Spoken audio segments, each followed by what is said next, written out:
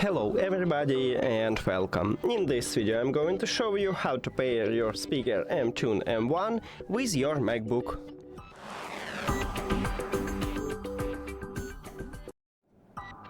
You have to start by click at the Bluetooth icon at the top, but if you don't have it, just go to the control panel and click at the Bluetooth here. Now go to the settings. And after that, we need to turn on this speaker. So we have few options how to enter prank mode to connect the speaker with a MacBook. If it's your first connection, you just press and hold at the power button and the speaker enters to prank mode automatically, and you can see it at the device list and then connect it. But we can also add to prank mode manually. Firstly, you also turn on the speaker, and then near to the power button we have a Bluetooth button. You just press and hold it and you will enter to prank mode. Now we should see it at the device list.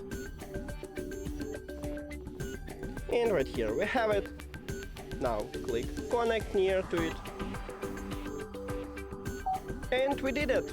Thank you for watching this video. If you found it helpful, please consider subscribing to the channel and leave the like on the video. See you later!